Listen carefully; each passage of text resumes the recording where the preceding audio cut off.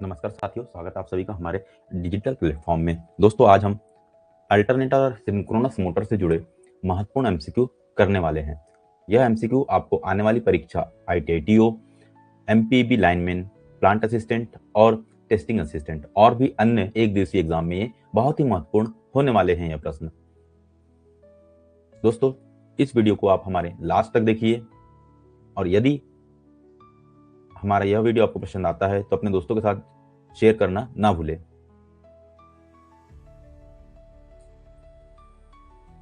ठीक, चलिए स्टार्ट करते हैं आज की क्लास। और आज की इस क्लास में आज हम पढ़ने वाले हैं अल्टरनेटर और सिंक्रोनस मोटर से जुड़े एमसीक्यू।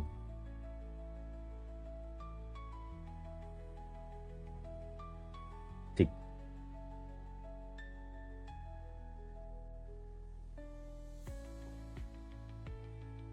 मेरी आवाज क्लियर आ रही सभी को?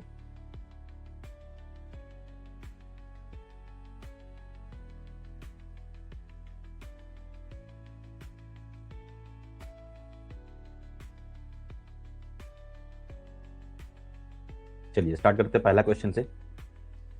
पहला क्वेश्चन है कि 4 पोल वाले अल्टरनेटर की स्पीड 1500 आरपीएम है। 4 पोल वाले अल्टरनेटर की स्पीड 1500 आरपीएम है, तो उत्पन्न होने वाली फ्रीक्वेंसी क्या होगी? ऑप्शन ए है 60 हर्ट्ज, ऑप्शन बी है 50 हर्ट्ज और ऑप्शन सी है 100 हर्ट्ज और ऑप्शन डी है 25 हर्ट्ज।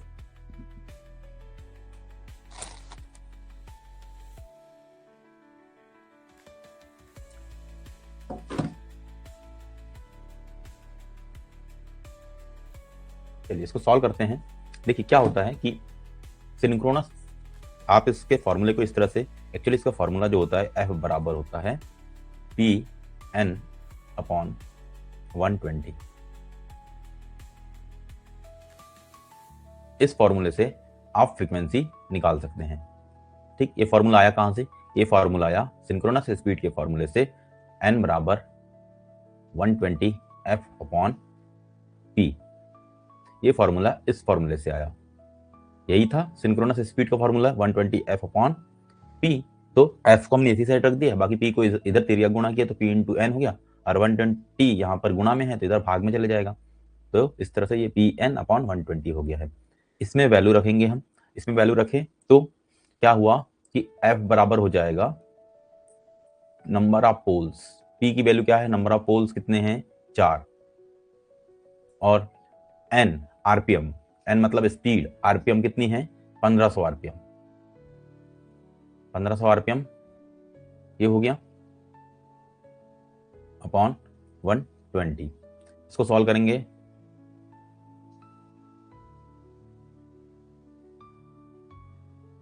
इस तरह से काटेंगे, है ना, तो ये हो जाएगा 50 हर्ट्ज। जैसे कटा, 0 से 0 कट गया, 4 का 4, 4 3 12, अब ये 3 बचा, 3 को 150 काटना है, 3 50 × 3 150, ये 150 कट गया, तो फ्रीक्वेंसी बराबर आ गया 50 हर्ट्ज। इस तरह से जो आंसर होगा वह होगा ऑप्शन बी 50 हर्ट्ज। ठीक है, अगला क्वेश्चन है, रोटेटिंग फील्ड प्रकार के अल्टरनेटर में 3 फेज सप्लाई के लिए रोटर पर कितने स्लिप रिंग की आवश्यकता होती है? ठीक है, क्वेश्चन थोड़ा घुमा हुआ है।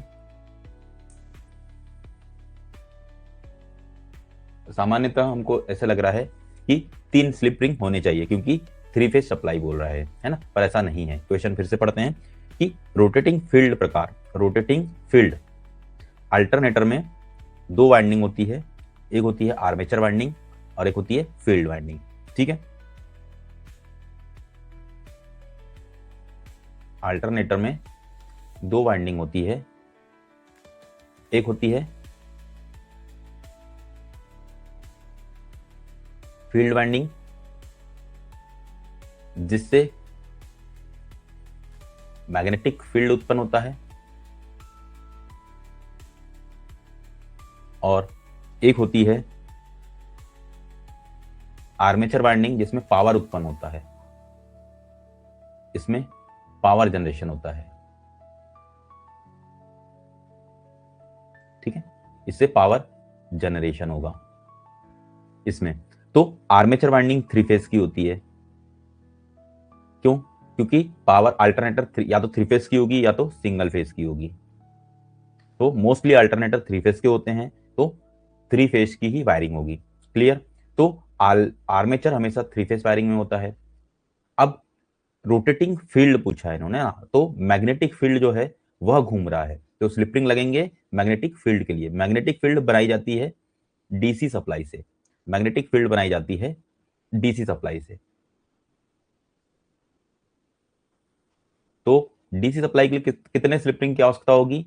डीसी सप्लाई के लिए सिर्फ दो स्लिप रिंग। डीसी के लिए सिर्फ एक पॉजिटिव और एक नेगेटिव। ठीक, पॉजिटिव और नेगेटिव। ये डीसी में दो ही चीज होती है, दो ही सप्लाई, दो ही प्रकार की सप्लाई होती है, एक पॉजिटिव होती है और एक नेगेटिव होती है। तो कितने स्लिप रिंग की आवश्यकता होगी? सिर्फ दो स्लिप रिंग की आवश्यकता होगी। रोटेटिंग फील्ड प्रकार में अल्टरनेटर में थ्री फेज सप्लाई के लिए रोटर पर कितने स्लिप रिंग की आवश्यकता होगी? रोटर पर, है ना। देखिए क्वेश्चन यही पूछ रहा है ना कि रोटर पर कितने स्लिप रिंग की आवश्यकता होगी। तो रोटर पे दो ही स्लिप रिंग की आवश्यकता होगी, क्योंकि रोटेटिंग फील्ड प्रकार का है, मतलब ये चुंबकीय क्षेत्र जो है वह घूम रहा है। यह रोटर पर घूम फिक्स है और यह घूम रहा है, तो इसीलिए दो स्लिप रिंग की आवश्यकता होगी। ठीक है। यहाँ पे three phase supply power generation हो रहा है, पर ये स्टेटर में है। आर्मेचर वाइंडिंग मोस्टली स्टेटर में होती है अल्टरनेटर के, और जब स्टेटर में है तो इसमें स्लिप रिंग की आवश्यकता नहीं होती है, क्योंकि स्टेटर में है तो हम डायरेक्ट तार जोड़ते हैं। तार को सोल्डरिंग या टर्मिनल से लिया जाता है, बाकी इसमें स्लिप रिंग की आवश्यकता नहीं होती है ना। स्लिप रिंग की आवश्यकता स्टेटर में नहीं होती है। ठीक, चलिए अगला क्वेश्चन देखते हैं। उच्च गति वाले टर्बो अल्टरनेटर में किस प्रकार के रोटर का उपयोग किया जाता है? उच्च गति वाले टर्बो अल्टरनेटर में किस प्रकार के रोटर का उपयोग किया जाता है? Salient pole, smooth cylindrical non salient pole, squirrel cage और slip ring induction slip ring rotor.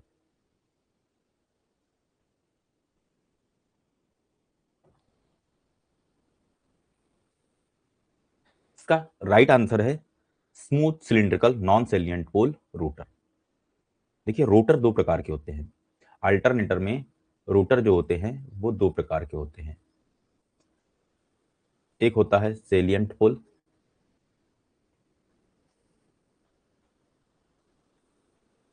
और एक होता है स्मूथ सिलिंड्रिकल।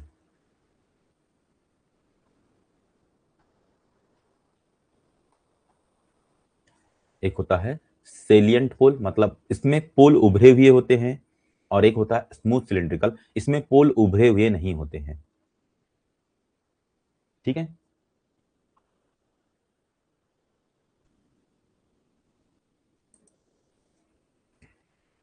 तो सेलियंट पोल में उभरे हुए पोल होते हैं और स्मूथ सिलिंड्रिकल कुछ इस प्रकार से होता है। एकदम स्मूथ होता है यह, फोर्स्ड स्टील का यह बना होता है और स्मूथ सिलिंड्रिकल होता है। ठीक, ये स्मूथ सिलिंड्रिकल है। सेलियंट पोल कुछ इस प्रकार के होते हैं।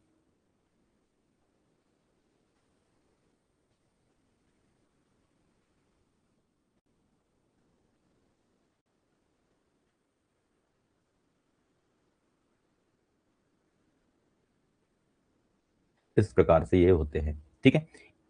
इसमें अगला क्वेश्चन है कि इनकी एक्सियल लंबाई से जुड़े, तो यही बता देता हूं मैं कि जो सेलियंट पोल होता है इसकी लंबाई कम होती है, एक्सियल लेंथ, अक्षीय लंबाई। देखिए ये जो है, ये जो डायग्राम दिख रहा है आपको, ये स्मूथ सिलिंड्रिकल का है, इसकी लंबाई ज्यादा होती है, ये लेंथ होगी, और ये होगा क्या, इसका डायामीटर, है ना, ये होगा डायामीटर। तो स्मूथ सिलिंड्रिकल रोटर का डायामीटर कम होता है। स्मूथ सिलिंड्रिकल रोटर का डायामीटर कम और एक्सियल लेंथ ज्यादा होती है।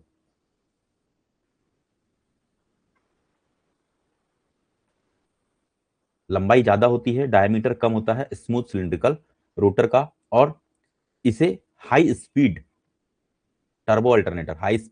टर्बो अल्टरनेटर के लिए यूज करते हैं, हाई स्पीड वाली जगह पे इसे यूज करते हैं। ठीक है, इसके विरुद्ध में जो सेलिएंट पोल होता है, ये वाला जो है, यह इसका डायामीटर अधिक होता है, डायामीटर अधिक होता है।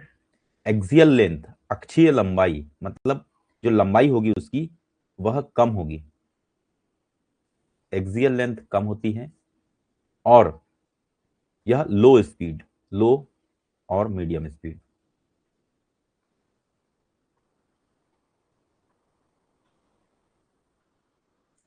मीडियम स्पीड के लिए यूज करते हैं इसे। ठीक है, तो अल्टरनेटर के रोटर में सेलिएंट पोल प्रकार की पहचान कैसे की जा सकती है? कैसे की जाएगी? छोटा व्यास और लंबी अक्षीय लंबाई नहीं, यह तो किसके लिए होता है? छोटा व्यास मतलब कम डाया और एक्सियल लेंथ ज्यादा, लंबी अक्षीय लंबाई, यह होता है स्मूथ सिलिंड्रिकल रोटर का।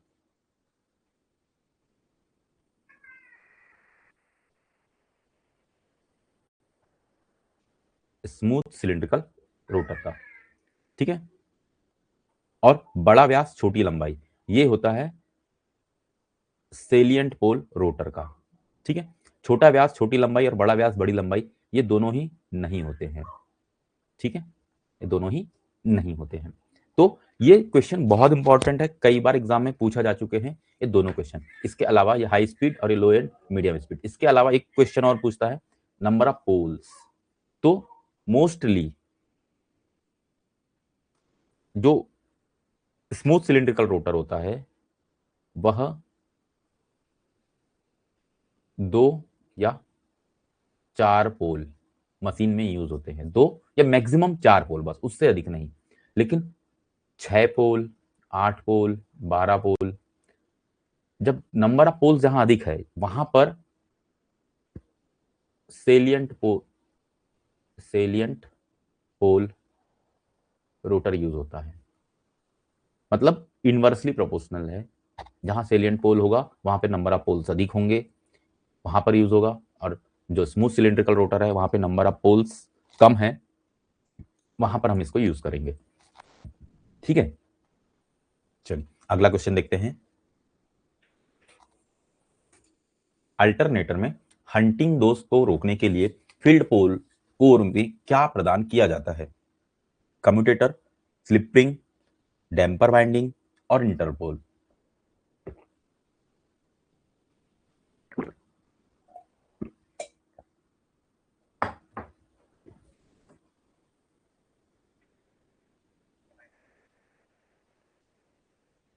ठीक, इसका सही आंसर है डैम्पर वाइंडिंग।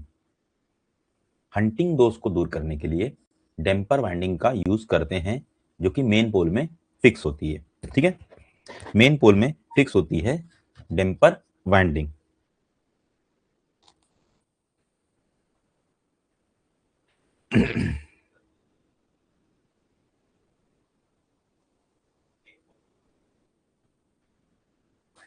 अब हंटिंग दोष क्या है इसको समझ लेते हैं। ठीक, डैम्पर वाइंडिंग कहां लगाई जाती है? मेन पोल में। ये क्वेश्चन भी पूछ लेता कई बार, है ना, तो इसको भी आपको याद रखना है कि ये मेन पोल में लगी रहती है। हंटिंग दोष क्या होता है, कई बार ये भी पूछ लेता है। हंटिंग दोष क्या होता है कि जब अल्टरनेटर, देखिए अल्टरनेटर में लोड फ्लक्चुएट होता है, अल्टरनेटर में लोड में वेरिएशन होगा, लोड में वेरिएशन होगा, लोड में वेरिएशन होगा मतलब लोड में बदलाव होगा। तो लोड में बदलाव होने के कारण उसके रोटर में कंपन उत्पन्न हो जाता है। देखिए क्या होता है कि लोड के अकॉर्डिंग उसकी स्पीड कम और ज्यादा होती है ना। देखिए लोड के अनुसार उस अल्टरनेटर की स्पीड कम और ज्यादा होती है। ठीक, अब स्पीड कम हो गई तो फ्रीक्वेंसी को मेंटेन करने के लिए हम उसकी स्पीड को बढ़ाएंगे। ठीक, और जब लोड कम हो गया तो स्पीड बढ़ गई तो फ्रीक्वेंसी बढ़ जाएगी, स्पीड बढ़ गई तो फ्रीक्वेंसी बढ़ गई, तो फिर उसकी स्पीड को हमको कम करना पड़ता है।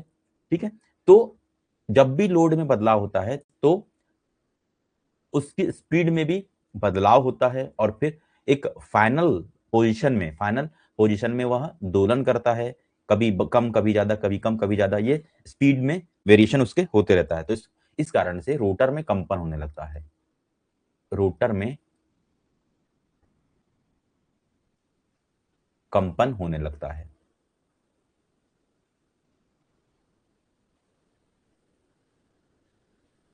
ना। इस कंपन के कारण एक विसल की आवाज आती है अल्टरनेटर में, मतलब सीटी की आवाज आती है अल्टरनेटर में, और इस प्रक्रिया को कहते हैं हंटिंग दोष। ठीक है, क्लियर।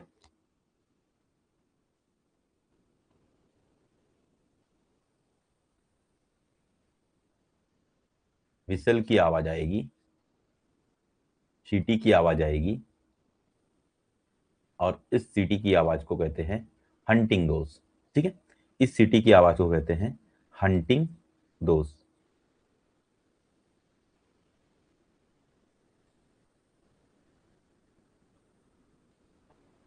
समझ गया। तो हंटिंग दोष क्या होता है? लोड में वेरिएशन के साथ रोटर में कंपन होने लगता है, और रोटर के कंपन होने के कारण विसल की आवाज आती है, और इस विसल की आवाज को हम कहते हैं हंटिंग दोष। इस दोष को दूर करने के लिए डेम्पर वाइंडिंग लगाई जाती है, जो कि मेन पोल में फिक्स की जाती है। ठीक है, चलिए अगला क्वेश्चन देखते हैं कि एक अल्टरनेटर की रेटिंग सामान्यतः किस में व्यक्त की जाती है? किलोवाट में, किलो वोल्ट एम्पियर में, किलो वोल्ट एम्पियर रिएक्टिव में, और हार्स पावर में। इसका राइट आंसर है option B, kilo volt ampere. Kilo volt ampere में अल्टरनेटर की रेटिंग को दी जाती है। ठीक है,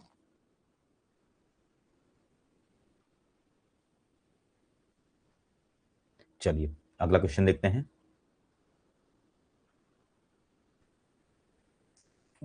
जीरो लीडिंग पावर फैक्टर पर अल्टरनेटर में आर्मेचर रिएक्शन का क्या प्रभाव होता है?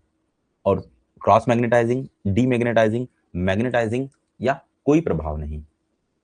ठीक है, जीरो लीडिंग पावर फैक्टर पर अल्टरनेटर में आर्मेचर रिएक्शन का क्या प्रभाव होता है? क्रॉस मैग्नेटाइजिंग, डीमैग्नेटाइजिंग, मैग्नेटाइजिंग, और कोई प्रभाव नहीं। चलिए इसको समझते हैं।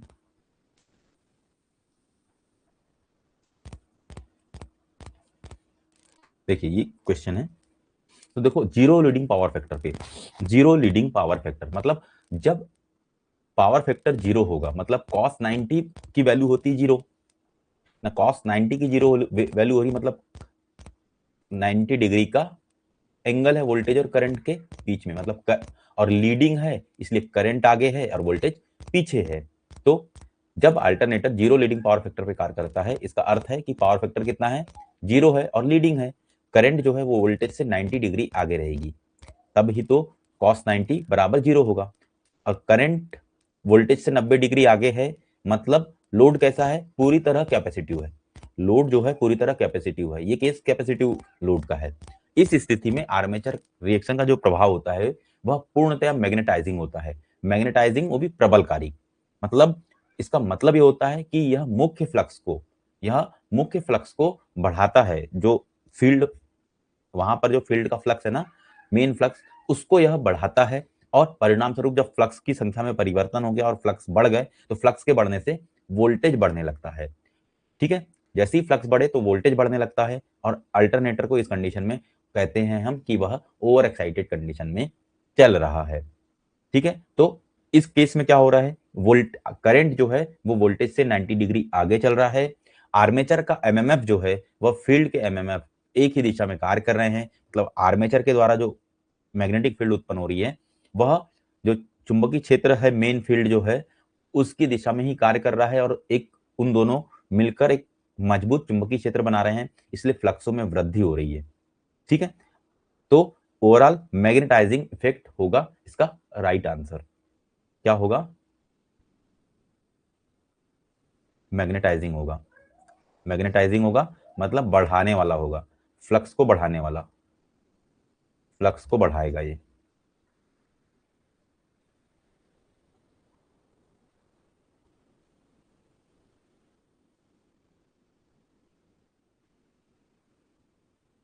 ठीक है, अगला क्वेश्चन है कि अल्टरनेटर में zero lagging power factor, same question है पर पावर फैक्टर की वैल्यू जीरो ही है, पर कंडीशन अलग है कि वो लैगिंग है, लैगिंग पावर फैक्टर है।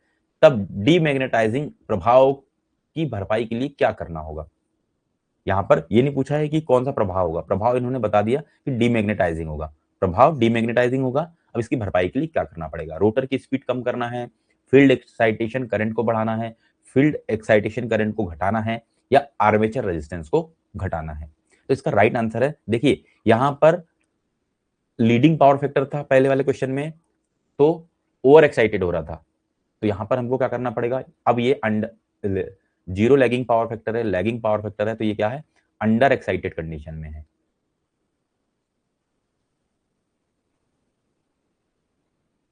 अंडर एक्साइटेड कंडीशन में है। और जब अंडर एक्साइटेड कंडीशन में है तो इसको एक्साइटेशन देना पड़ेगा, मतलब फील्ड एक्साइटेशन करंट को बढ़ाना पड़ेगा, ये इसका राइट आंसर होगा, इसको भी हम समझते हैं।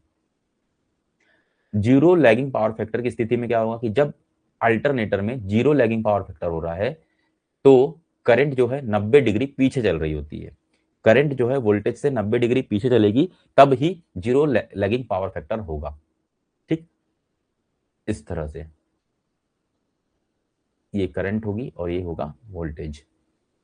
लोड पूरी तरह, एक ये कंडीशन कब की है, ये कंडीशन कब होगा, जब लोड पूरी तरह कैसा होगा, इंडक्टिव होगा, लोड पूरी तरह इंडक्टिव होगा तो ही वोल्टेज और करंट में 90 डिग्री का अंतर होगा।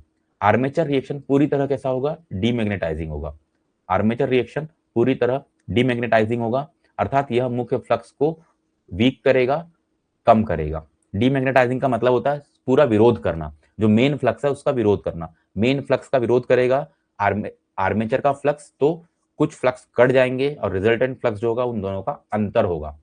ठीक है, तो अंतर होगा तो फ्लक्स को, अंतर का मतलब घटाना है, तो घटेगा तो मुख्य फ्लक्स में कमी आएगी। ओके, जब कमी आएगी तो क्या होगा, मेन फ्लक्स कमजोर हो जाएगा, मेन फील्ड फ्लक्स कमजोर हो जाएगा, फ्लक्स में कमी आ गई तो इसके कारण जब फ्लक्स की संख्या कम हो गई तो जनरेटेड ईएमएफ भी कम हो जाएगा, और जब जनरेटेड ईएमएफ कम हो जाएगा तो टर्मिनल वोल्टेज, जब वोल्टेज उत्पन्न ही नहीं हो रहा है तो लोड को मिलेगा कैसे, तो टर्मिनल वोल्टेज भी क्या होगा, गिरने लगेगा। ठीक है, अब चूंकि टर्मिनल वोल्टेज गिर रहा है तो हमको क्या करना पड़ेगा, फील्ड एक्साइटेशन को बढ़ाना पड़ेगा, फील्ड एक्साइटेशन बढ़ाने से फील्ड में फ्लक्सों की संख्या बढ़ जाएगी, और फ्लक्सों की संख्या बढ़ जाएगी तो वोल्टेज बढ़ने लगेगा। और इसका मतलब है कि रोटर में फील्ड एक्साइटेशन को बढ़ाना मतलब रोटर में डीसी करंट को फिर से बढ़ाना, जिससे मुख्य फ्लक्स फिर से बढ़ेंगे और टर्मिनल वोल्टेज बढ़ जाएगा। ठीक है, तो निष्कर्ष ये है कि जीरो लैगिंग पावर फैक्टर पर armature MMF main field MMF के विपरीत दिशा में कार्य करता है, इसलिए ये डिमैग्नेटाइजिंग प्रभाव उत्पन्न करता है। इसका समाधान है फील्ड करंट को बढ़ाना, ओवर एक्साइटेशन करना है। ये दो कंडीशन हो गई, zero leading power factor, zero lagging power factor. एक और कंडीशन हो जाती है कि यूनिटी पावर फैक्टर, जीरो तो हो गया, अब unity power factor. Unity power factor में क्या होगा कि यूनिटी पावर फैक्टर में अल्टरनेटर आर्मेचर रिएक्शन का पूर्णतः क्या होगा, क्रॉस मैग्नेटाइजिंग होगा।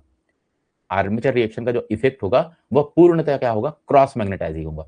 क्रॉस मैग्नेटाइजिंग में क्या होगा कि फ्लक्सों की संख्या तो कमी नहीं करेगा, वो फ्लक्स का विरोध नहीं करेगा, सिर्फ फ्लक्सों की दिशा बदल देगा, मतलब उसके जो वितरण है, फ्लक्सों का जो वितरण है वो अनइवन कर देगा, फ्लक्सों को अनइवन कर देगा, एक जगह पे इकट्ठा कर देगा, एक जगह पे सघन और एक जगह पे विरल कर देगा, मतलब कहीं कम पतला कर देगा, कहीं अधिक घनत्व का कर देगा, पर फ्लक्सों की संख्या में कमी नहीं होगा।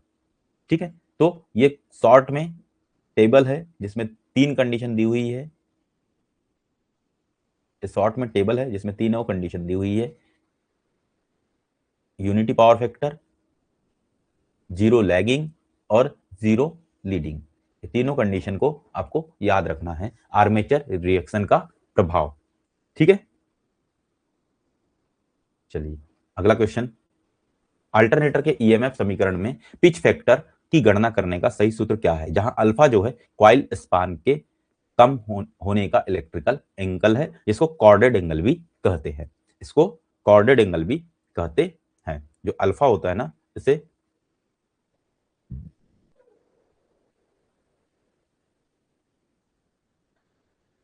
कॉर्डिंग एंगल,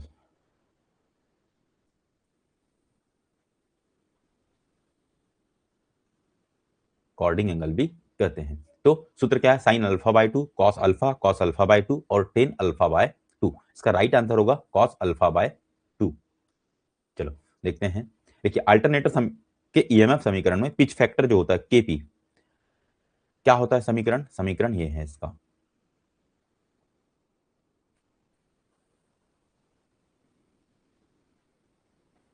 ईएमएफ बराबर होता है 4.44 एफ फाई टी के डब्ल्यू, जहां के डब्ल्यू जो है वह पिच वाइंडिंग फैक्टर होता है, जहां के डब्ल्यू जो है वह वाइंडिंग फैक्टर होता है, और केपी बराबर, ये के डब्ल्यू जो होता है वह बाइंडिंग फैक्टर होता है, और इसका जो वैल्यू होता है वह होता है केपी इंटू के डी, जहां केपी जो होता है पिच फैक्टर होता है और केडी जो होता है वो डिस्ट्रीब्यूशन फैक्टर होता है। नेक्स्ट क्वेश्चन में वो भी आएगा। तो pitch factor, coil span factor भी कहते हैं, इसको कॉर्डिंग फैक्टर भी कहते हैं, ये तीन नाम से जाना जाता है ना। तो पिच फैक्टर होता है वह क्वाइल स्पान फैक्टर भी कहते हैं और कॉर्डिंग फैक्टर भी इसे कहते हैं। इसका जो सूत्र होता है वह होता है cos alpha by 2, cos alpha by 2। यदि अल्फा जो है क्वाइन स्पान से कम होने का इलेक्ट्रिकल एंगल है तब कॉस अल्फा बाय 2 इसका सूत्र होता है।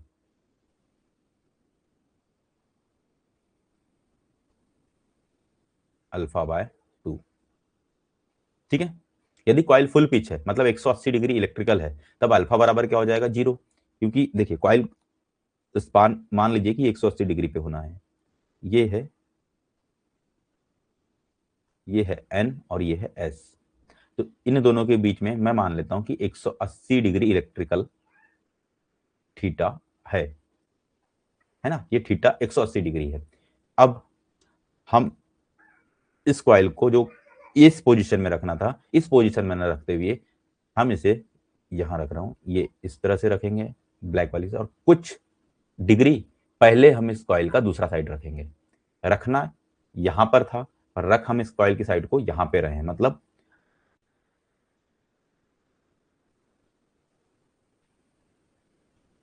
इतना अंतर जो छोड़ दिए हैं इसको हम कहते हैं अल्फा, ये जो है अल्फा कहलाएगा, ठीक है। ये इलेक्ट्रिकल डिग्री में अल्फा कहलाएगा, क्लियर।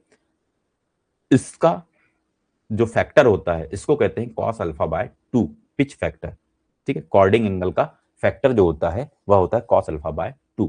तो फुल पिच कब होगी, जब यहां पर और इस पोजीशन में कॉइल होगी, और शॉर्ट पिच कब होगी, जब हम यहां पे ना रखते हुए इससे कम डिग्री पे रखेंगे, मतलब 180 डिग्री पे नहीं, 180 से कम एंगल पे रखेंगे, 160 पे रखेंगे, 150 पे रखेंगे, 120 पे रखेंगे, है ना, 110 पे रखेंगे, तो ये होगा शॉर्ट पिच कॉइल या कॉर्डेट एंगल आप इससे निकाल पाएंगे, ठीक है। तो शॉर्ट पिच कॉइल होगी ये जब अल्फा की वैल्यू 0 के बराबर नहीं होगी, 0 से बड़ी होगी, और अल्फा की वैल्यू 0 कब होगी, जब फुल पिच कॉइल होगी। फुल पिच कॉइल होगी तो यहीं पे रखेंगे, तो यहां पर कोई एंगल ही नहीं है, 0, 180 पे रखना था, 180 पे रखे हैं तो अल्फा की वैल्यू 0 होगी, ठीक है। यहां रखे हैं तो 30 डिग्री पीछे रखे हैं इसलिए 30 डिग्री इसकी वैल्यू होगी, ठीक। तो इस तरह से कॉस अल्फा की वैल्यू अगर 0 है तो केपी का मान कितना होगा, 1 होगा, और यदि कॉइल जो है शॉर्ट पिच है तो अल्फा की वैल्यू 0 नहीं होगी, 0 से बड़ी होगी, तो केपी का मान लेस देन 1 होगा। लेस देन 1 होगा मतलब अगर कॉस 60/2 भी करता हूं, मगर 60 डिग्री पहले रखते हैं कॉइल को, तो 60/2 कॉस 30 हो जाएगा, और कॉस 30 हो जाता है 1/√2 या √2 होता है, ठीक है।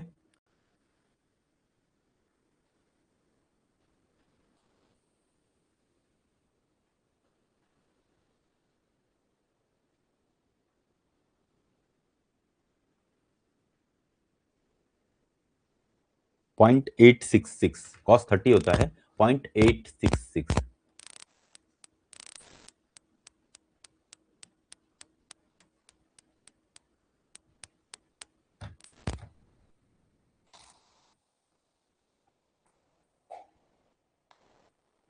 चलिए आगे सॉल्व करते हैं इसको। तो आपको याद रखना है कि जो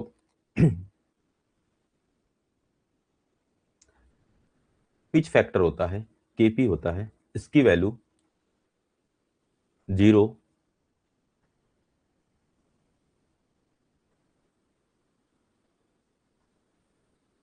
से greater than or equal to से greater than or equal to 1, मतलब इसकी वैल्यू 0 से लेके 1 के बीच में होती है।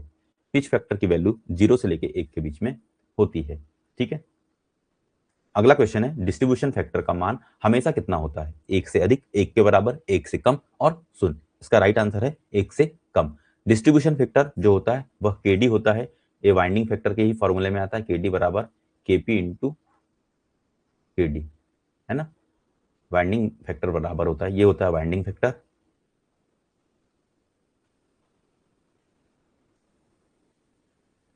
और ये होता है पिच फैक्टर, और ये होता है डिस्ट्रीब्यूशन फैक्टर।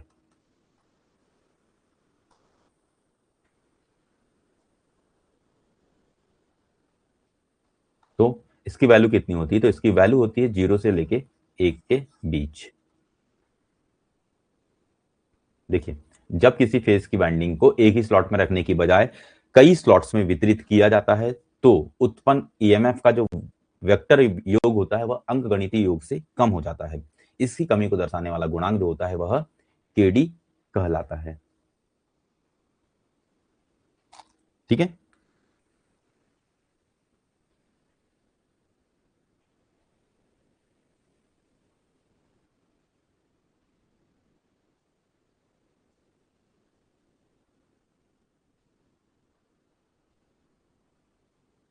देखिए क्या होता है सूत्र, केडी बराबर होता है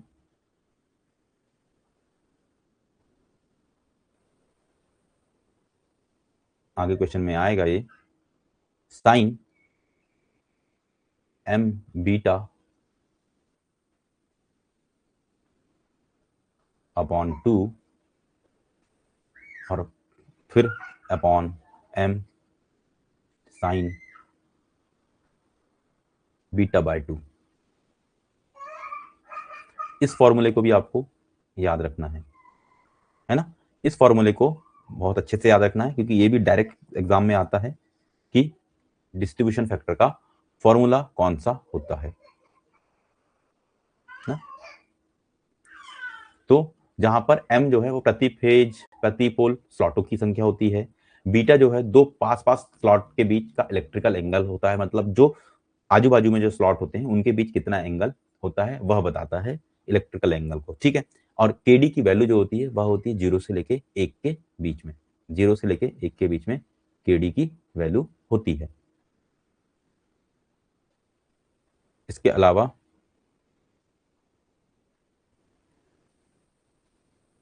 अलावा आपको याद रखना है कंसेंट्रेटेड वाइंडिंग के लिए केडी की वैल्यू 1 होती है और डिस्ट्रीब्यूटेड वाइंडिंग के लिए केडी की वैल्यू लेस देन 1 होती है। क्लियर। चलिए, तो ये फैक्टर है कुछ, जैसे पिच फैक्टर है, कॉइल शॉर्ट पिच का प्रभाव बताता है, डिस्ट्रीब्यूशन फैक्टर है या वाइंडिंग वितरण का प्रभाव बताता है, और वाइंडिंग फैक्टर हमें इन दोनों का गुणनफल होता है। इनकी वैल्यू आपको पता हो गई, केपी का मान सदैव 0 से लेके 1 के बीच में होता है, केडी का भी मान सदैव 0 से लेके 1 के बीच में होता है। इसको भी आपको याद रखना है, ये भी एग्जाम में पूछता है। ठीक है, चलिए अगला क्वेश्चन है कि दो तीन फेज अल्टरनेटर को समांतर क्रम में जोड़ने के लिए, सिंक्रोनाइजिंग करने के लिए कौन सी शर्तें को पूरी होना चाहिए। दोनों की फ्रीक्वेंसी समान होनी चाहिए, दोनों का आउटपुट समान होना चाहिए, वोल्टेज समान होना चाहिए, दोनों का फेज सीक्वेंस समान होना चाहिए और उपरोक्त सभी। इसका राइट आंसर है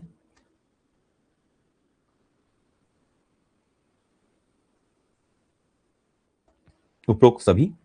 दोनों ही तीनों ही कंडीशन मान्य होनी चाहिए, दोनों की फ्रीक्वेंसी भी समान होनी चाहिए, दोनों का आउटपुट वोल्टेज भी समान होना चाहिए और दोनों का फेज सीक्वेंस भी समान होना चाहिए। इनमें से कोई भी एक शर्त अगर पूरी नहीं होगी तो सिस्टम काम नहीं करेगा, शॉर्ट सर्किट होने के चांसेस हो जाते हैं। ठीक है, चलिए अगला क्वेश्चन है कि सिंक्रोनाइजिंग की डार्क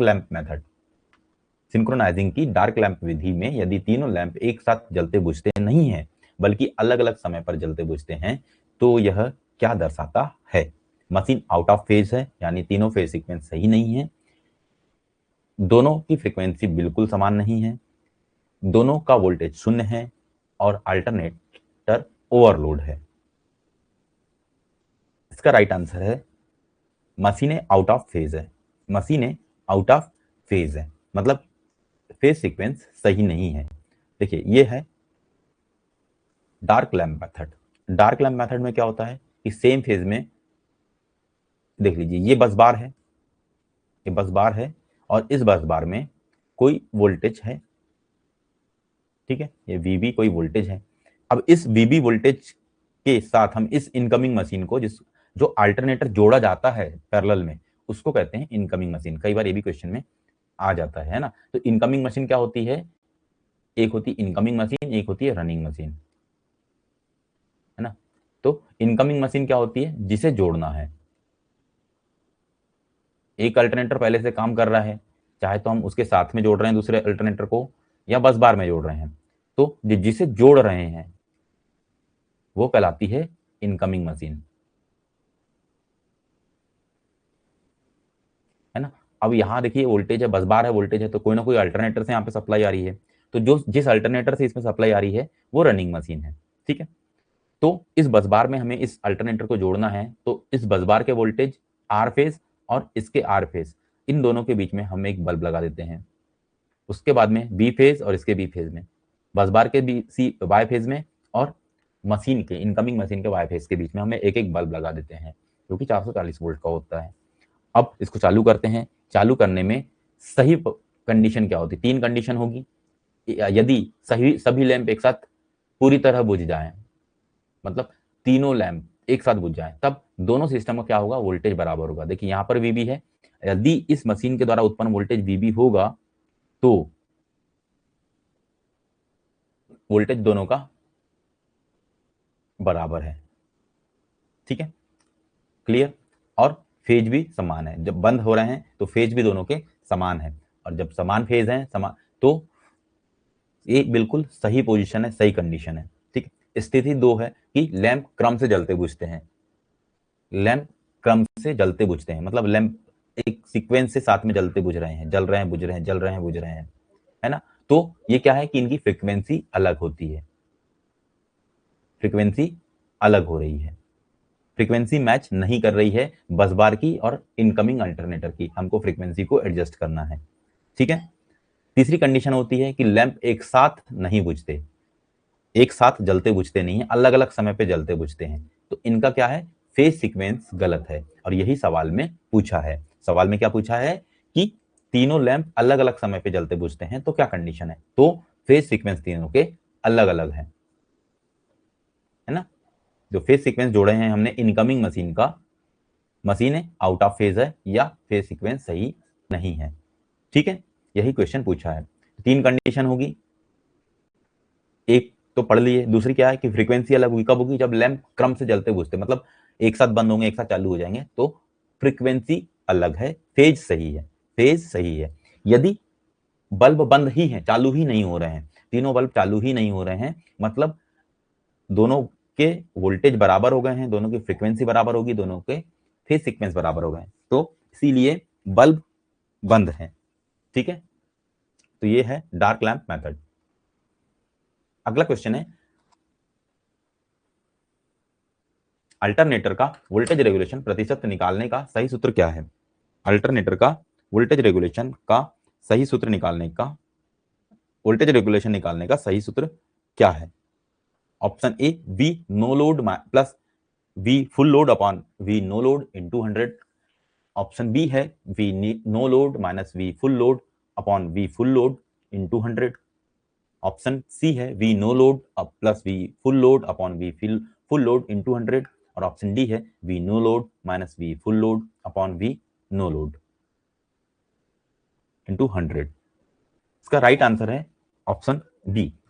इसका राइट आंसर है option B, V no load minus V full load upon V full load into 100, ठीक है। अब इसमें समझने वाली कोई बात नहीं है, full load to no load इसका परसेंट वोल्टेज रेगुलेशन निकालते हैं। ये रेगुलेशन जो है यह बता रहा है कि वोल्टेज में आई कमी। रेगुलेशन का मतलब होता है कि जब हम लोड बढ़ाते हैं, लोड लगाते हैं या बढ़ाते हैं, तो लोड लगाने पर वोल्टेज में कमी को दर्शाता है।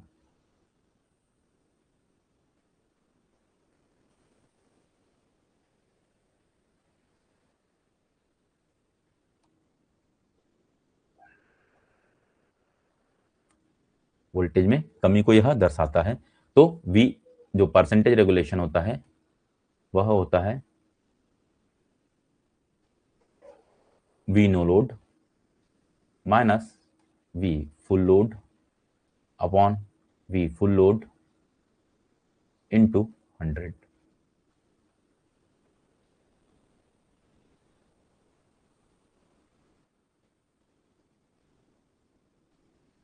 ठीक है,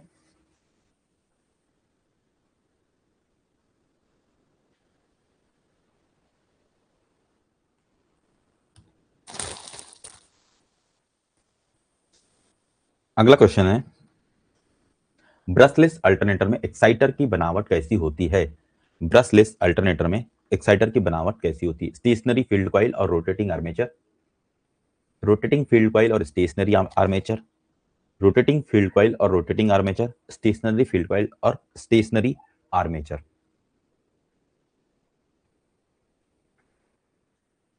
तो क्वेश्चन है कि ब्रशलेस अल्टरनेटर में एक्साइटर की बनावट कैसी होती है। स्टेशनरी फील्ड और रोटेटिंग आर्मेचर, स्टेशनरी फील्ड और रोटेटिंग आर्मेचर टाइप का ब्रशलेस अल्टरनेटर होता है। ठीक है, चलिए अगला क्वेश्चन देखते हैं। वेस्टर्न टाइप इलेक्ट्रोडायनेमोमीटर सिंक्रोनोस्कोप में जब बस बार और इनकमिंग मशीन का voltage 180 degree out of phase होता है तब परिणामी फ्लक्स और लैंप की स्थिति क्या होती है। परिणामी फ्लक्स शून्य होता है और लैंप डार्क बुझा हुआ होता है। परिणामी फ्लक्स अधिकतम होता है और लैंप पूरी चमक से जलता है। लैंप टिमटिमाता है, फ्लिकर्स करता है। और ऑप्शन डी है पॉइंटर तेजी से घूमता है।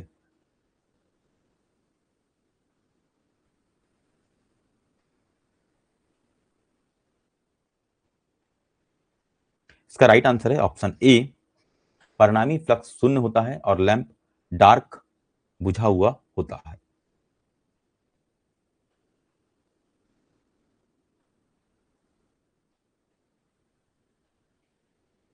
देखिए जब 180 डिग्री आउट ऑफ फेज होंगे तो परिणामी फ्लक्स जीरो होगा।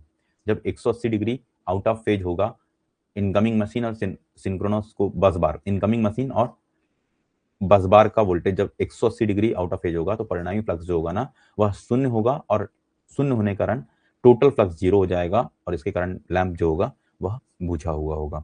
ठीक, तो ऑप्शन ए इसका राइट आंसर होगा।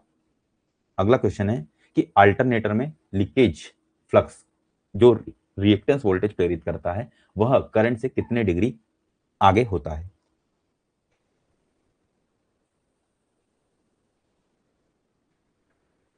45 डिग्री, 90 डिग्री, 120 डिग्री और 180 डिग्री। इसका राइट आंसर है ऑप्शन बी 90 डिग्री। ठीक है, जो अल्टरनेटर में लीकेज फ्लक्स जो होता है वह रिएक्टेंस वोल्टेज प्रेरित करता है और वह करंट से कितने डिग्री आगे होता है तो वह 90 डिग्री आगे होता है। ठीक है, अगला क्वेश्चन है अल्टरनेटर के वाइंडिंग और बॉडी के बीच कम से कम स्वीकार परमिसेबल इंसुलेशन रेजिस्टेंस कितना होना चाहिए।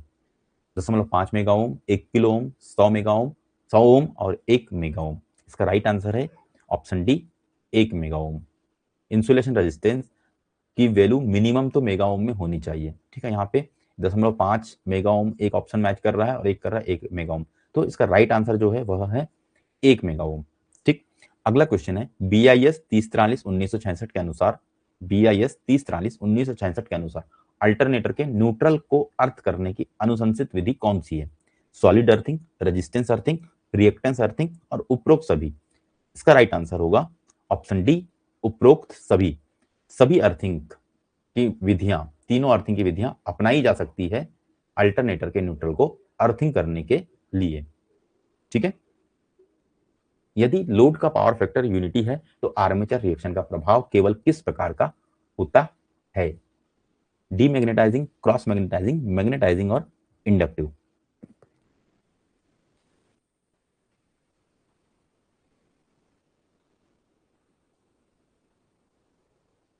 चलिए इसका आंसर बताइए, इसको हमने सॉल्व कर चुके हैं।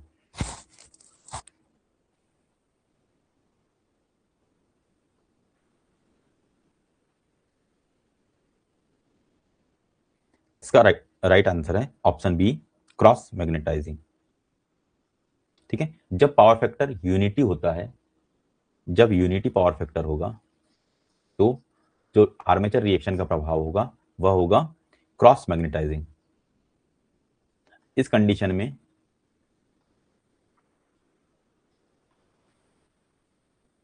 क्रॉस मैग्नेटाइजिंग होगा। इस कंडीशन में जो फ्लक्स होगा वह डिस्टॉर्ट होगा, सिर्फ डिस्टॉर्ट होगा, मतलब अपने पथ से भटकेगा, सिर्फ, कम नहीं होगा, है ना। बाकी यदि जीरो लैगिंग होगा,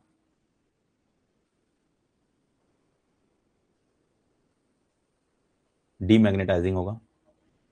इस कंडीशन में डीमैग्नेटाइजिंग होगा, और यदि जीरो लीडिंग होगा तो मैग्नेटाइजिंग इफेक्ट होगा।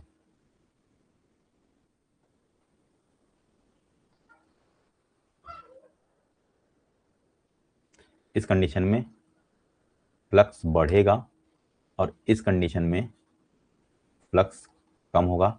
इस कंडीशन में फ्लक्स कुछ नहीं ना कम होगा ना बढ़ेगा, सिर्फ डिस्टार्ट होगा, सिर्फ उसका वितरण बदल जाएगा। ठीक है। अगला क्वेश्चन है, सिंक्रोनाइजेशन की 3 डार्क लैंप मेथड में का सबसे बड़ा नुकसान क्या है? यह केवल छोटे अल्टरनेटरों पे काम करता है। लैंप बुझा होने से उसके आर पार उच्च वोल्टता हो सकता है, जिससे बड़ी मशीनों में भारी नुकसान हो सकता है। ऑप्शन सी है, यह विधि फ्रीक्वेंसी नहीं मापती है, और ऑप्शन डी है, इसमें 6 लैंप की आवश्यकता होती है। ठीक है, चलिए।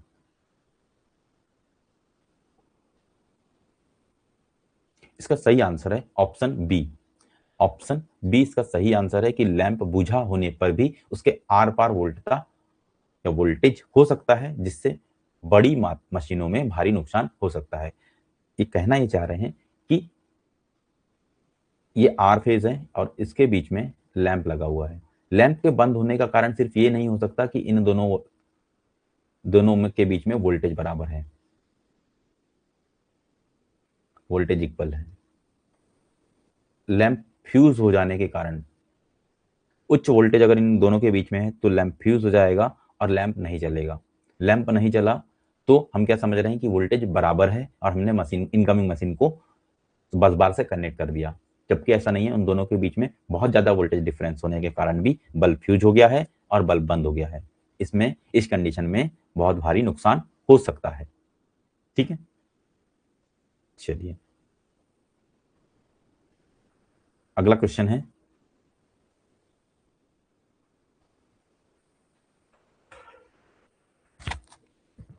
डिस्ट्रीब्यूशन फैक्टर केडी की गणना करने का सही सूत्र क्या है? जहां एम बराबर प्रति फेज प्रति पोल स्लॉट की संख्या और बीटा जो है वह दो स्लॉट के बीच का इलेक्ट्रिकल एंगल है। एम साइन बीटा बाय 2 और sine M beta by 2। Sine M beta by 2 और M sine beta by 2, cos alpha by 2 और M sine beta into sine beta by 2। ठीक है, देखिए इसको हमने सॉल्व किए थे।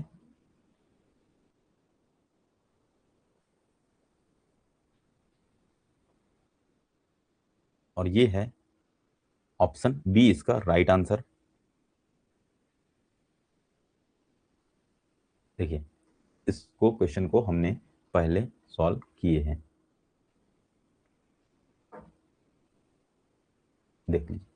के D sine M beta by 2 upon M sine beta by 2। Question यहां पर मैंने बताया भी था कि क्वेश्चन पूछा जाता है और ये यहां पर है भी, तो ऑप्शन बी इसका राइट आंसर होगा।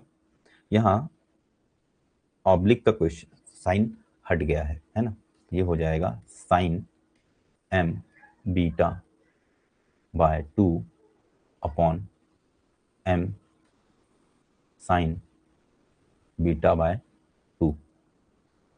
ये हो जाएगा के डी बराबर।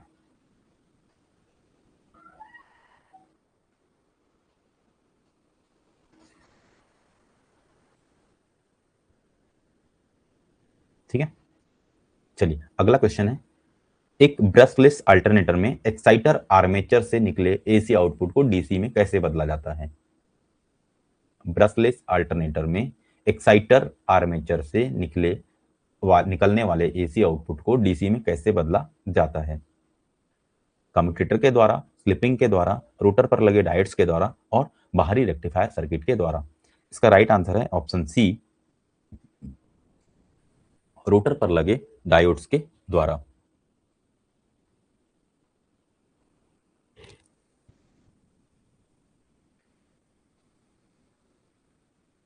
ठीक है,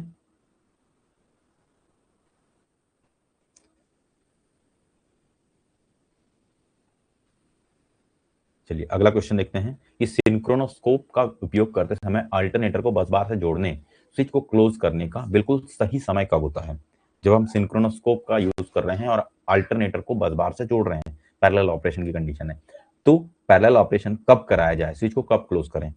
इसका सही समय क्या है? जब पॉइंटर फास्ट हो, जब पॉइंटर स्लो हो, जब पॉइंटर अपनी केंद्रीय सेंट्रल स्थिति में हो और बहुत धीरे घूम रहा हो, जब पॉइंटर बहुत तेज घूम रहा हो। ठीक है,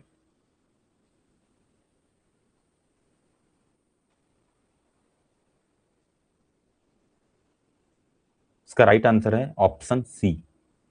ऑप्शन सी इसका राइट आंसर है कि जब पॉइंटर अपनी केंद्रीय सेंट्रल स्थिति में हो और बहुत धीरे घूम रहा हो, लगभग अपनी पॉइंटर अपनी सेंट्रल की स्थिति में हो और बहुत धीरे घूम रहा हो, तब ये सही कंडीशन, सही समय होता है इनकमिंग अल्टरनेटर को बस बार से जोड़ने का।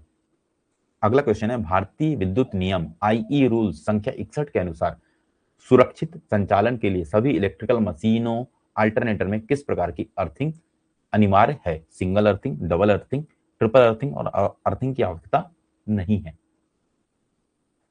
भारतीय विद्युत नियम आईई रूल संख्या 61 के अनुसार सुरक्षित संचालन के लिए सभी इलेक्ट्रिकल मशीनों अल्टरनेटरों में किस प्रकार की अर्थिंग की आवश्यकता है? Single earthing, double earthing, triple earthing और अर्थिंग की आवश्यकता नहीं होती है। इसका सही आंसर है ऑप्शन बी, डबल अर्थिंग। ठीक है, जैसे हम अभी अल्टरनेटर चैप्टर पढ़ रहे हैं तो अल्टरनेटर में भी 2 अर्थिंग मिनिमम करने की आवश्यकता है, जिसमें से एक अर्थिंग हो जाएगी उसके न्यूट्रल की और एक अर्थिंग हो जाएगी उसकी बॉडी की।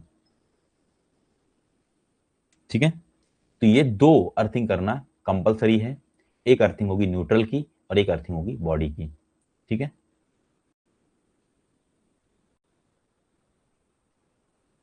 चलिए अगला क्वेश्चन है, अल्टरनेटर के वोल्टेज रेगुलेशन को परिभाषित करने के लिए कौन सी 2 राशियां स्थिर रखी जानी चाहिए?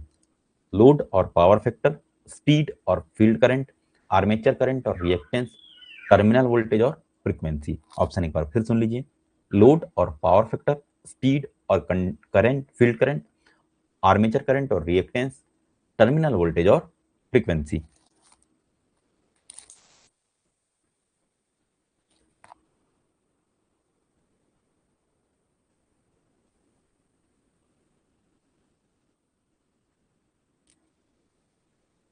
इसका सही आंसर है इसका स्पीड और फील्ड करंट। स्पीड और फील्ड करंट, देखिए क्या होता है कि वोल्टेज रेगुलेशन मतलब नो लोड से फुल लोड, नो लोड से फुल लोड तक वोल्टेज में जो परिवर्तन होगा इसको मापना है। नो लोड से फुल लोड वोल्टेज में परिवर्तन। ठीक है, तो वोल्टेज में परिवर्तन होगा तो इसके लिए हमें स्पीड को और फील्ड करंट को कांस्टेंट रखना पड़ेगा, क्योंकि स्पीड और फील्ड करंट दोनों के ही बदलाव से वोल्टेज में बदलाव आ जाता है और फिर हम वो एग्जैक्टली वोल्टेज ड्रॉप नहीं निकाल पाएंगे, है ना। देखिए स्पीड बढ़ा दी आपने तो वोल्टेज बढ़ गया, तो फिर वोल्टेज में परिवर्तन ही नहीं होगा लोड लगाने पे। नो लोड से नो लोड पे और फुल लोड में अगर स्पीड में परिवर्तन हो गया है तो उसके वोल्टेज में भी परिवर्तन हो जाएगा और हमें वोल्टेज रेगुलेशन पर्याप्त नहीं मिलेगा। सेम चीज फील्ड करंट के लिए भी होगा। फील्ड करंट या एक्साइटेशन को अगर आपने बढ़ा दिया या कम कर दिया तो वोल्टेज डाउन, वोल्टेज अप और वोल्टेज डाउन हो जाएगा और हमें एग्जैक्टली वोल्टेज रेगुलेशन नहीं मिलेगा। इसीलिए स्पीड और फील्ड करंट को कांस्टेंट रखना पड़ता है, रखना चाहिए जब हम वोल्टेज रेगुलेशन को निकाल रहे हैं। ठीक है, अगला क्वेश्चन है, सामान्य अल्टरनेटर में रोटर फील्ड को एक्साइट करने के लिए इस्तेमाल किया जाने वाला एक्साइटर वास्तव में क्या होता है? एक एसी मोटर, एक डीसी शंट या कंपाउंड जनरेटर, एक ट्रांसफार्मर और एक इंडक्शन मोटर। इसका राइट आंसर होगा ऑप्शन बी, एक डीसी शंट या कंपाउंड जनरेटर। अल्टरनेटर में जो एक्साइटर यूज होता है ना, वह एक छोटा डीसी शंट जनरेटर या कंपाउंड जनरेटर होता है।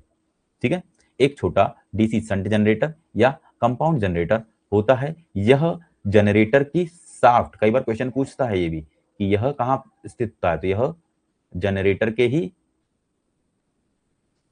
शाफ्ट में माउंटेड होता है, जनरेटर शाफ्ट पर माउंट मतलब फिक्स किया होता है।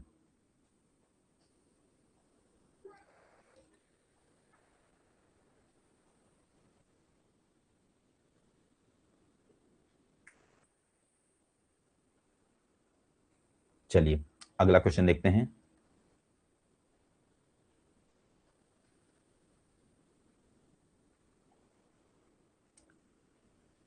एक सिंगल लूप अल्टरनेटर में प्रेरित तात्कालिक ईएमएफ का मान ज्ञात करने का सही सूत्र क्या है?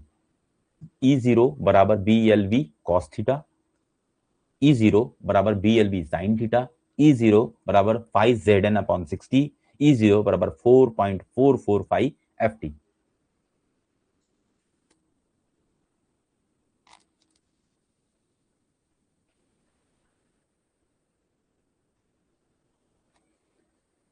इसका राइट आंसर होता है ऑप्शन बी, E0 बराबर होता है BLV sin थीटा। कई बार क्वेश्चन में आ चुका है।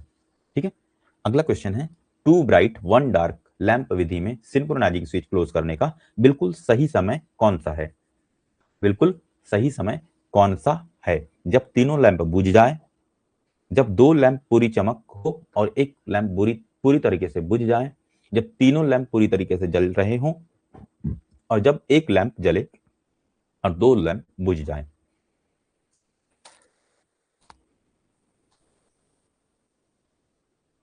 देखिए क्या क्या नाम है मेथड का? 2 ब्राइट और 1 डार्क, मतलब 2 ब्राइट होने चाहिए और एक 1 डार्क होना चाहिए।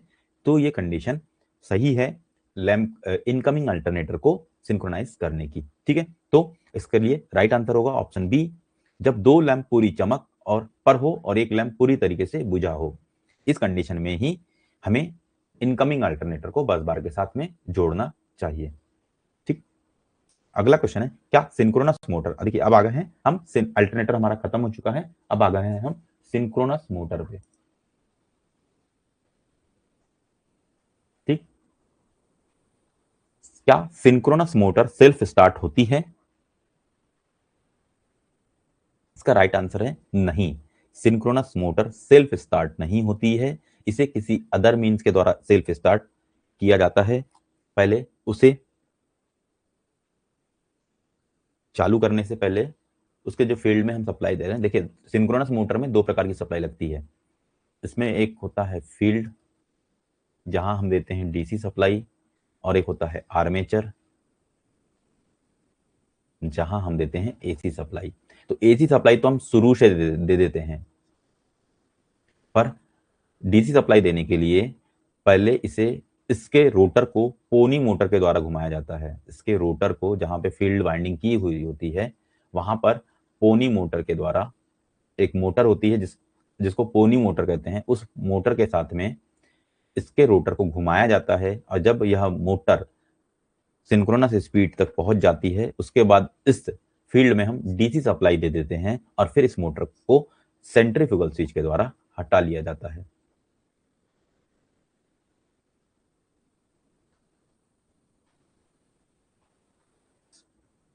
ठीक है,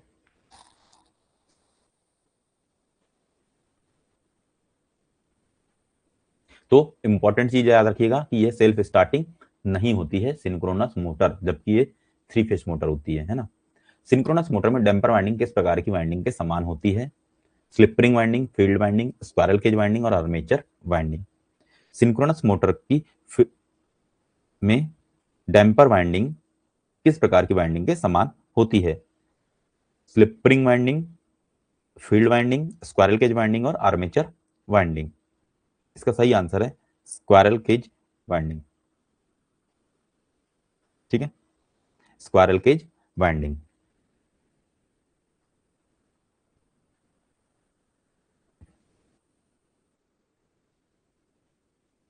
देखिए क्या होता है कि इसके जो पोल शू होते हैं ना, जो सिंक्रोनस मोटर होते हैं, उसके पोल शू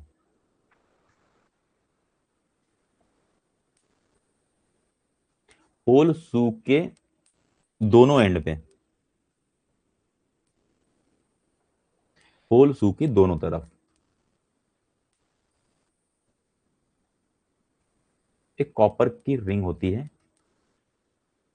कॉपर की शॉर्ट सर्किट रिंग हो, short circuited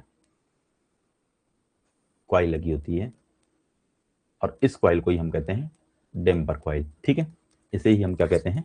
damper coil, damper winding. ठीक है, तो देखिए ये कॉपर की कॉइल होगी और वो शॉर्ट सर्किट होगी, कॉपर के तार की बनी कॉइल होगी और शॉर्ट सर्किटेड होगी। और जो भी शॉर्ट सर्किट कॉइल होती है सेम ऐसी ही स्क्वायरल केज में भी होती है। स्क्वायरल केज का जो रोटर होता है वो भी शॉर्ट सर्किट होता है एंड रिंग के द्वारा, सेम वैसी ही चीज यहाँ पे होगी। क्लियर? इसीलिए डैम्पर वाइंडिंग जो सिंक्रोनस मोटर में यूज होती है वह स्क्वायरल केज वाइंडिंग के जैसे होगी। चलिए अगला क्वेश्चन देखते हैं। सिंक्रोनस मोटर को स्टार्ट करने के लिए उपयोग की जाने वाली पोनी मोटर वास्तव में क्या होती है? एक बड़ी डीसी मोटर, एक छोटी इंडक्शन मोटर, एक छोटा अल्टरनेटर और एक स्टेपर मोटर। तो इसका राइट आंसर होगा छोटी इंडक्शन मोटर। एक छोटी इंडक्शन मोटर होती है जो कि पोनी मोटर के रूप में यूज होती है।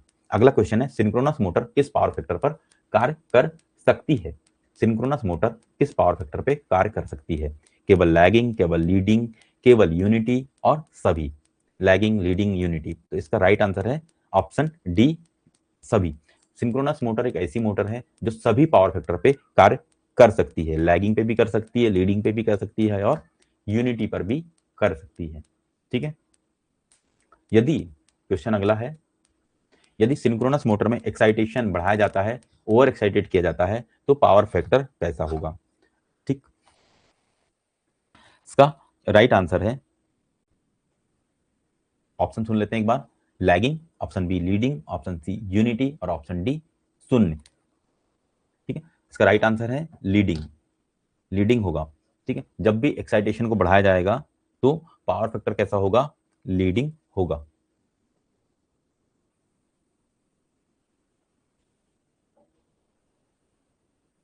ठीक है, अगला क्वेश्चन है, बहुत इंपॉर्टेंट क्वेश्चन है। वैसे तो इस वीडियो के सारे क्वेश्चन इंपॉर्टेंट है, पर उन सब में भी कुछ कुछ क्वेश्चन जो हम छाट रहे हैं वो बहुत ही ज्यादा इंपॉर्टेंट है।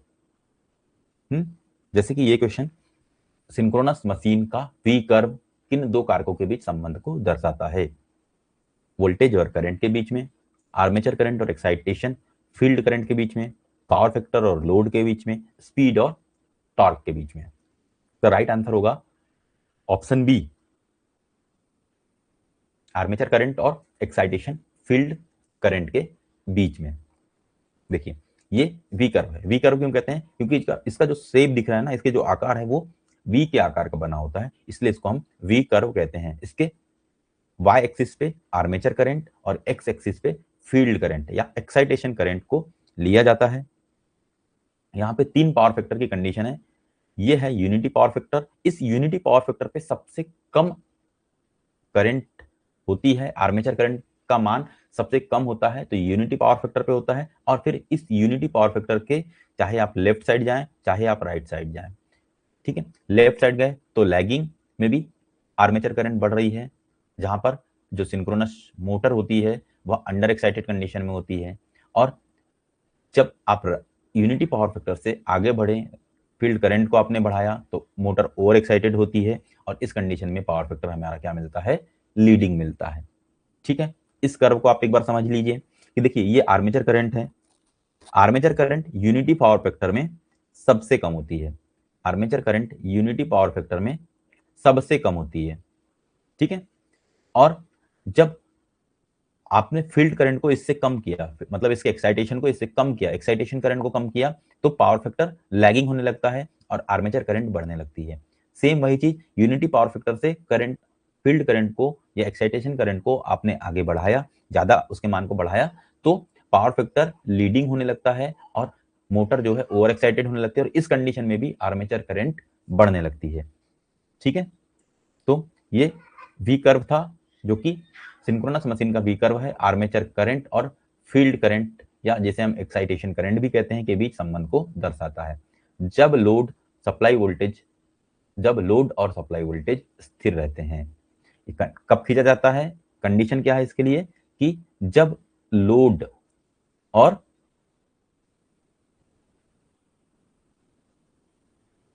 सप्लाई वोल्टेज स्थिर रहते हैं, तब यह खींचा जाता है, ठीक है। Normal power factor, unity power factor excitation पर आर्मेचर करंट न्यूनतम होती है, जबकि अंडर एक्साइटेड कंडीशन और ओवर एक्साइटेड दोनों कंडीशन में आर्मेचर करंट बढ़ जाता है, जिससे ग्राफ वी आकार जैसा बनता है, ठीक है। तो सिर्फ यूनिटी पावर फैक्टर पे आर्मेचर करंट की वैल्यू कम होती है, बाकी दोनों कंडीशन में आर्मेचर करंट बढ़ने लगता है, ठीक। अगला क्वेश्चन है, स्थिर लोड पर चल रही सिंक्रोनस मोटर के एक्साइटेशन में बदलाव करने से इनमें से किस में परिवर्तन होता है। मतलब स्थिर लोड पर चल रही है, लोड कांस्टेंट है, लोड क्या है, कांस्टेंट है।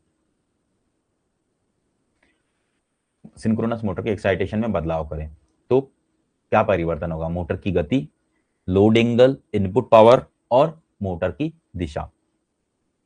एक्साइटेशन को में हमने चेंज कर दिया, एक्साइटेशन को चेंज कर दिया, लोड अगर कांस्टेंट है। तो सिंक्रोनस मोटर एक ऐसी मोटर है जिसकी स्पीड तो नहीं बदलती, तो ये पहला कोई ऑप्शन तो गलत ही होगा, है ना। ये एक कांस्टेंट स्पीड मोटर होती है, इस बात को आपको याद रखना है। जो सिंक्रोनस मोटर होती है वह कांस्टेंट स्पीड मोटर होती है, चाहे लोड आप कितना भी बढ़ा लें, है ना। तो इसमें क्या बदलाव आएगा,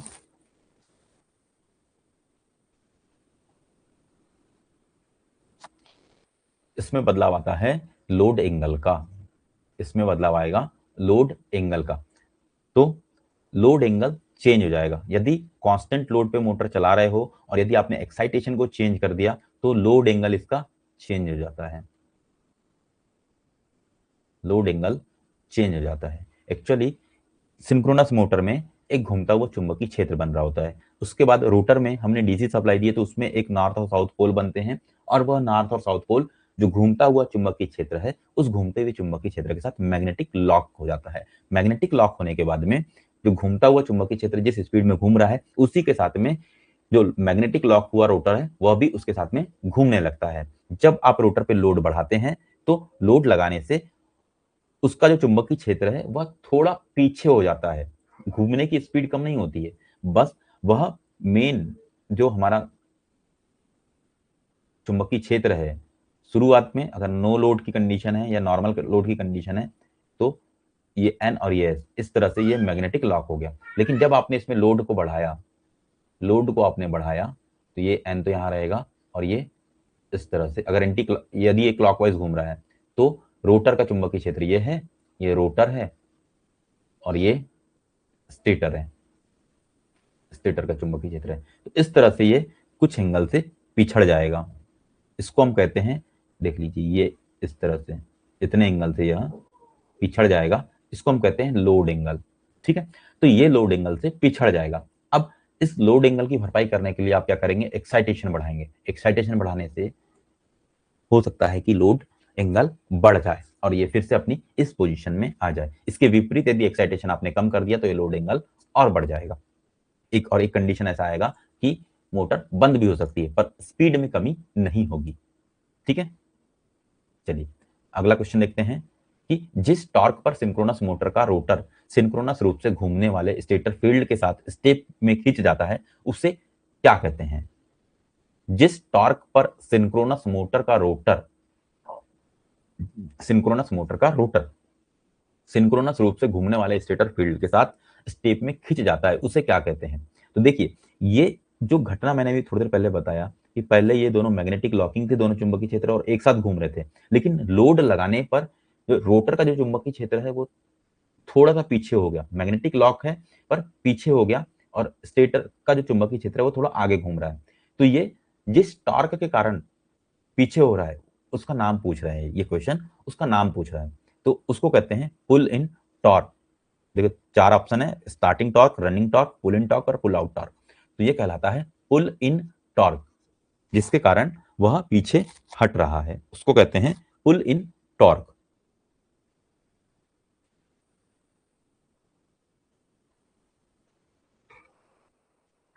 चलिए कुछ क्वेश्चन रोटरी कन्वर्टर से भी देखते हैं, है ना।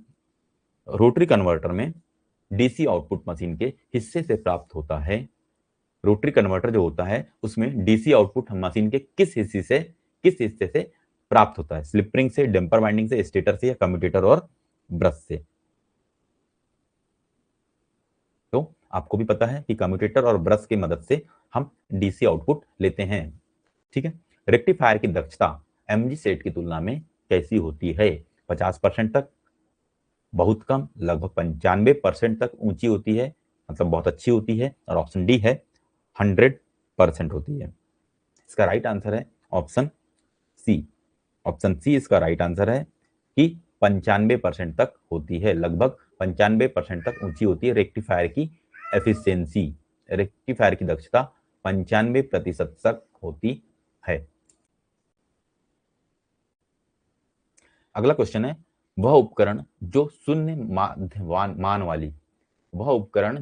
माध्य मान वाली प्रत्यावर्ती धारा को परिमित माध्य मान वाली धारा में बदलता है, क्या कहलाता है? शुद्ध हिंदी है ये कि वह उपकरण जो शून्य माध्य मान वाली प्रत्यावर्ती धारा को परिमित माध्य मान वाली धारा में, परिमित मतलब डीसी, ये पूछ रहा है कि एसी, प्रत्यावर्ती धारा मतलब एसी तो परिमित माध्यमान मतलब डीसी में बदलता है, क्या कहलाता है? वह उपकरण जो शून्य माध्यमान वाली मतलब एसी को डीसी में परिवर्तित करने वाले उपकरण को क्या कहते हैं? अल्टरनेटर, चोक कॉइल, रेक्टिफायर और ट्रांसफार्मर। अब इसका राइट आंसर होगा रेक्टिफायर, ठीक है। अगला क्वेश्चन है, सिंक्रोनस मोटर में एक्साइटर के रूप में उपयोग किया जाने वाला छोटा डीसी जनरेटर आमतौर पर कहां स्थापित होता है? अलग कमरे में, डीसी मोटर के उसी शाफ्ट पर, स्टेटर फ्रेम के ऊपर, और कंट्रोल पैनल के अंदर। तो ये हमने क्वेश्चन कर लिए हैं। यह डीसी मोटर के उसी शाफ्ट पर यह लगा होता है, ठीक। अगला क्वेश्चन है, सिंक्रोनस मोटर का उल्टा V curve, anti V curve कहते हैं इसको इंग्लिश में, या इनवर्स वी कर्व भी कहते हैं, किन दो मात्राओं के बीच संबंध बताता है? ये भी बहुत इंपॉर्टेंट क्वेश्चन है ना। सिंक्रोनस मोटर का उल्टा वी कर्व या एंटी वी कर्व या इनवर्स वी कर्व किन दो मात्राओं के बीच संबंध दर्शाता है? ऑप्शन ए आर्मेचर करंट और field current, option B power factor और फील्ड करंट, ऑप्शन सी गति और वोल्टेज, और ऑप्शन डी टॉर्क और वोल्टेज। तो इसका राइट आंसर होगा ऑप्शन बी। ऑप्शन बी इसका राइट आंसर होगा। पावर फैक्टर और फील्ड करंट के बीच में यह संबंध को बताता है, ठीक है। चलिए क्या संबंध बताता है इसको हम थोड़ा समझ लेते हैं कि देखिए ये इसका डायग्राम है, इन्वर्टेड वी कर्व है, यहां ये यूनिटी पावर फैक्टर है, ये पॉइंट जो बता रहा है सेंटर में ये यूनिटी पावर फैक्टर है, ये अंडर एक्साइटेशन है और ये ओवर एक्साइटेशन, ये ओवर एक्साइटेशन है, ये अंडर एक्साइटेशन। सिंक्रोनस मोटर का उल्टा वी कर्व पावर फैक्टर और फील्ड करंट के बीच में संबंध को दर्शाता है जब लोड स्थिर है। कई बार कंडीशन पूछ लेता है, इस टॉपिक से ये क्वेश्चन भी बनता है कि ये कब खींचा जाता है, तो तब लोड स्थिर रहता है। कंडीशन क्या है कि जब लोड स्थिर रहेगा तब यह खींचा जाएगा। फील्ड करंट बढ़ाने पर पावर फैक्टर पहले से लैगिंग यूनिटी, फील्ड करंट बढ़ाने पर पावर फैक्टर पहले से लैगिंग यूनिट से यूनिटी तक आता है और फिर लीडिंग हो जाता है। इस संबंध का ग्राफ उल्टे वी आकार का होता है, इसीलिए इसे इनवर्स वी कर्व कहा जाता है। तो देखिए क्या है, ये ग्राफ क्या दर्शा रहा है कि फील्ड करंट जब जीरो है तो पावर फैक्टर क्या है, जीरो, कम है, बहुत कम है। जैसे जैसे आपने फील्ड करंट को बढ़ाया, फील्ड करंट को जैसे जैसे आपने बढ़ाया, वैसे वैसे पावर फैक्टर बढ़ने लगता है। पावर फैक्टर जैसे जैसे बढ़ेगा यूनिटी पर आ जाता है और फिर से पावर फैक्टर कम होने लगता है और यह रिएक्टिव पावर डिलीवर करने लगता है। तो इस तरह से यह संबंध बता रहा है कि पावर फैक्टर जैसे जैसे आपने फील्ड करंट को बढ़ाया वैसे वैसे पावर फैक्टर बढ़ता है, लैगिंग से वह लीडिंग की ओर आने लगता है और लैगिंग से वह लीडिंग की ओर आता है और फिर लीडिंग हो जाता है। ठीक, यह उल्टा वी के आकार का होता है, इसलिए हम इनवर्स वी कर्व या एंटी वी कर्व कहते हैं। अगला क्वेश्चन है, यदि ओवर एक्साइटेशन के कारण मोटर का लोड एंगल अल्फा 1 से अल्फा 2 तक घटता है तो इसके आर्मेचर करंट पर क्या प्रभाव पड़ता है। यदि ओवर एक्साइटेशन के कारण मोटर का लोड एंगल हमने भी थोड़ी देर पहले पढ़े कि लोड एंगल क्या होता है ना, तो अल्फा 1 से अल्फा 2 तक घटता है तो इसके आर्मेचर करंट पर क्या प्रभाव पड़ेगा। यह बढ़ता है, यह शून्य हो जाता है, यह घटता है और यह स्थिर रहता है। ठीक है, चलिए इसको देखते हैं।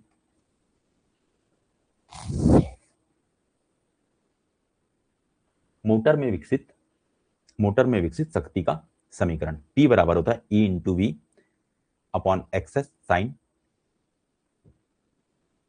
ये है अल्फा या डेल्टा, साइन डेल्टा, है ना, जहां E जो है वह EV जो है वह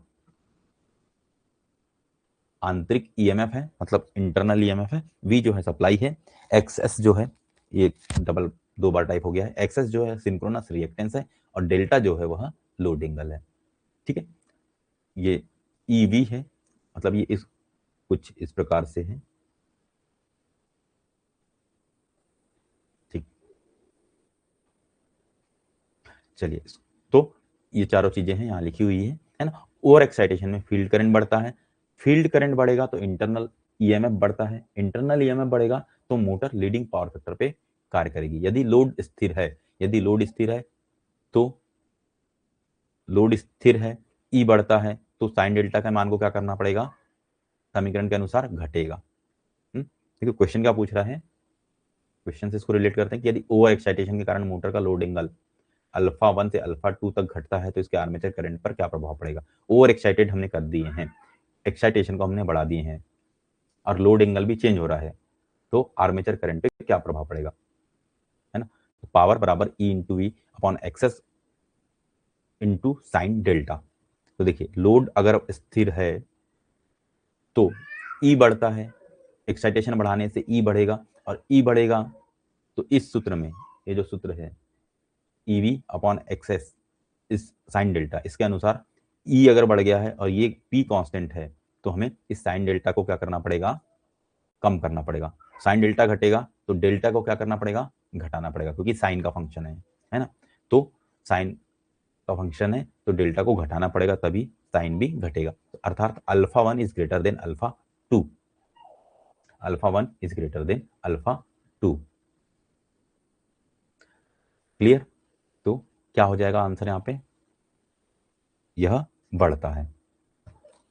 आर्मेचर करंट क्या हो रहा है, बढ़ेगा, वोल्टेज बढ़ा है तो आर्मेचर करंट भी क्या होगा, बढ़ेगा। ठीक है,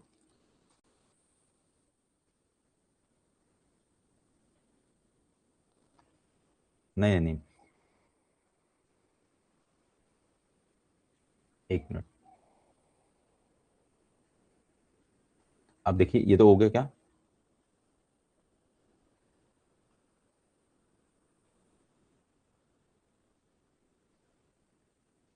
सही है। वो आर्मेचर करंट पर प्रभाव, आर्मेचर करंट पर प्रभाव ये होगा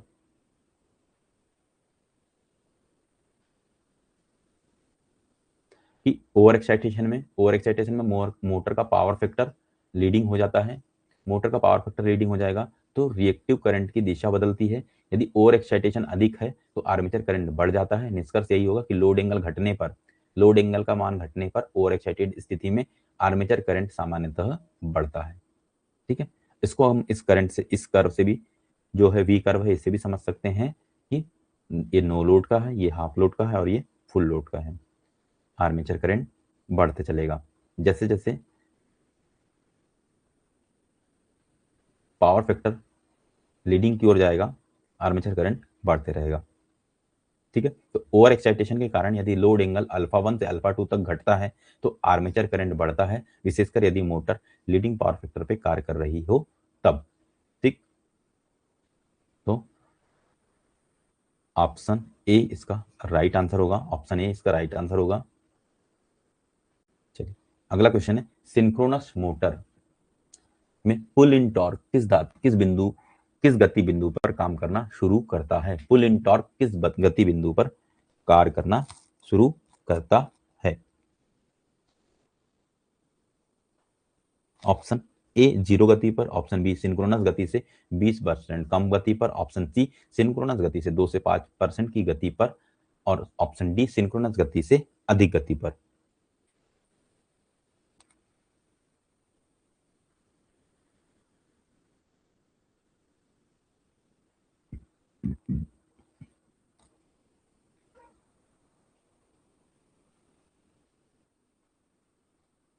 देखिए क्वेश्चन ये है कि सिंक्रोनस में पुल इन टॉर्क, चलिए इसको सॉल्व करते हैं।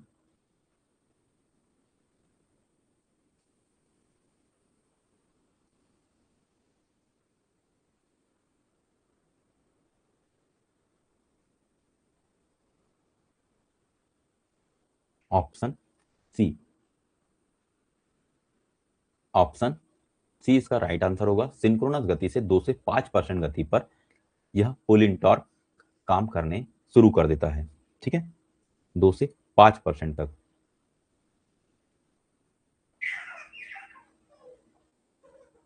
मतलब ये बताना ये चाह रहा है क्वेश्चन कि सिंक्रोनस मोटर को जब हम चला रहे होते हैं इंडक्शन मोटर के रूप में वो तब तक चलती है, इंडक्शन मोटर के रूप में वह कब तक चलती है? जब तक सिंक्रोनस स्पीड से